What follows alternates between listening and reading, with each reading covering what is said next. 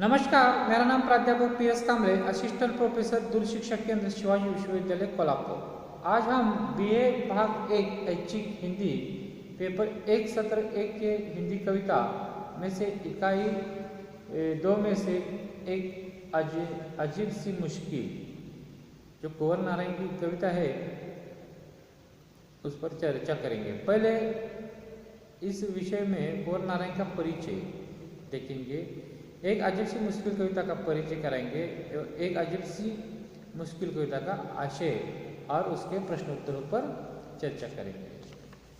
ये जो इकाई आपके अध्ययन के लिए लगाई, इसका उद्देश्य क्या है?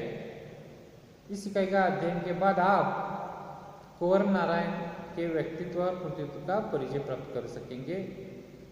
दूसरी इसका उद्देश्य है नई कविता के क्षेत्र में कुंवर नारायण के स्थान से परिचित हो जाएंगे। और तीसरा उद्देश्य यह है कि प्रस्तुत कविता द्वारा कुंवर नारायण के दिए गए आपसी समन्वय धार्मिक सहिष्णुता के संदेश पर से परिचित हो जाएंगे। तो नई कविता आंदोलन के सशक्त हस्ताक्षर कुंवर नारायण आज्ञे द्वारा संपादित तीसरा सप्तक के प्रमुख कवियों में से एक है। कुंवर नारायण जी आज्ञे द्वारा संपादित तीसरा सप्तक जो है 1959 में जो प्रकाशित हुआ था, उस सप्तक के प्रमुख कवियों में से एक कवि है। कुंवर नारायण को अपनी रचनाशीलता में इतिहास और मिथक के जरिए वर्तमान को देखने के लिए जाना जाता है। उनकी जो विशेषता है ये है कि उनकी रचनाशीलता में इतिहास और मिथक के जरिए वर्तमान को देखने के लिए जाना जाता है। उनमें पुरानी चीज़ें लेकर इतिहास से लेकर आज के वर्तमान स्थिति पर वह प्रकाश डालते हैं। उनकी कविता में मिथक और इतिहास, परंपरा और आधुनिकता, पूर्व और पश्चिम की काव्यात्मक परंपरा, बौद्धिक सदनता, वैचारिक ईमानदारी, काव्यात्मक नैतिकता, संवेदनात्मक गहनता का पिछली शताब्दी के मध्य से लेकर 21वीं सदी के 1.5 दशक के बाद भी बना हुआ है। कुंवर नारायण की कविताएं अपने समय के संवाद भी थी। इसमें कुंवर नारायण आधुनिक हिंदी काव्य परंपरा में अपना स्वतंत्र और विशेष स्थान रखते हैं।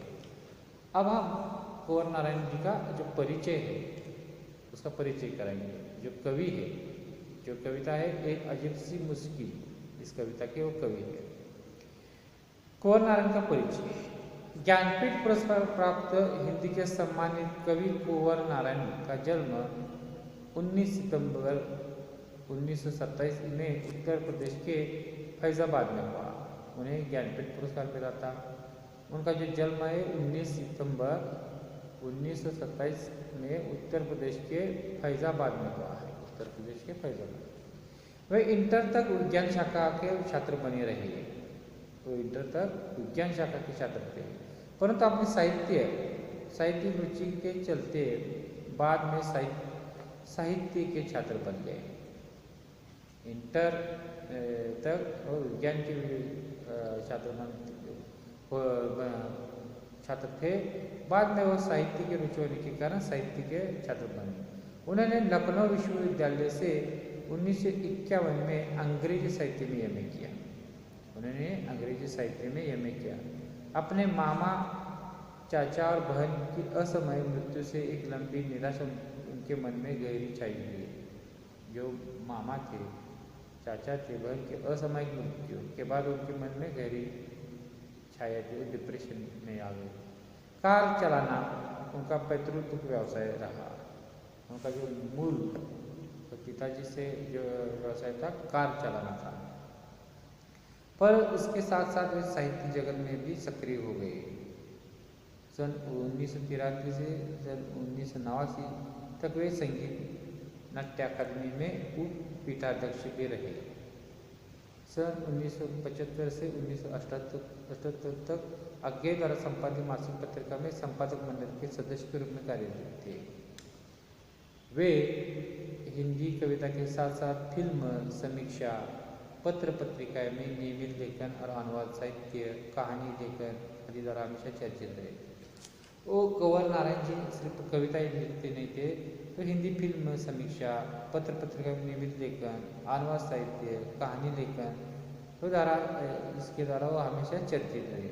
कुंवर नारायण को अपनी रचनाशीलता में इतिहास और मिथक के माध्यम से वर्तमान को देखने के लिए जाना जाता है। कुंवर नारायण की जो विशेषता है, इतिहास और मिथक के माध्यम से वर्तमान को देखने के लिए जाना जाता है। 15 नवंबर 2017 को उन्होंने जगत से विदा ली। उनके प्रमुख तो इस तरह से कुंवर नारायण का जो परिचय था। अब हम उनकी जो रचनाएं थी उसके रचनाओं का परिचय कराएंगे।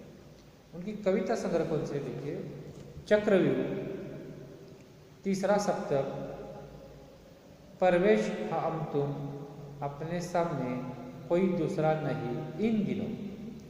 उनकी कविता संग्रह है चक्रव्यूह, तीसरा सप्तक, परवेश हम तुम, अपने सामने कोई दूसरा नहीं इन दिनों। खंड काव्य आत्मजय, उनका जो खंड काव्य है उसका नाम है आत्मजय। वाजश्रव के बहाने, दूसरा खंड काव्य। उनकी समीक्षा ग्रंथ कौन कौन से देखिए, आज और आज से पहले, आज और आज से पहले, मेरे साक्षात्कार, साहित्य के कुछ अंतर विषयक संदर्भ, ये समीक्षा ग्रंथ है। आज और आज से पहले, मेरे साक्षात्कार, साहित्य के कुछ अंतर विषयक संदर्भ में। उनके संकलन जो के देखिए, कुंवर नारायण संसार, चुने हुए लेखों का संग्रह है, 2002 में प्रकाशित है। कुंवर नारायण का संसार।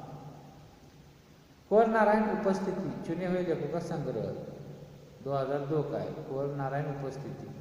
कुंवर नारायण चुनी हुई रचनाएं, 2007। कुंवर नारायण चुनी हुई रचनाएं, 2007 का। कुंवर नारायण प्रतिनिधि कविताएं, 2008। इस तरह से उनका रचनाओं का परिचय हमने कराया। उनको पुरस्कार और सम्मान कौन कौन से मिले हैं ये हम देखते हैं।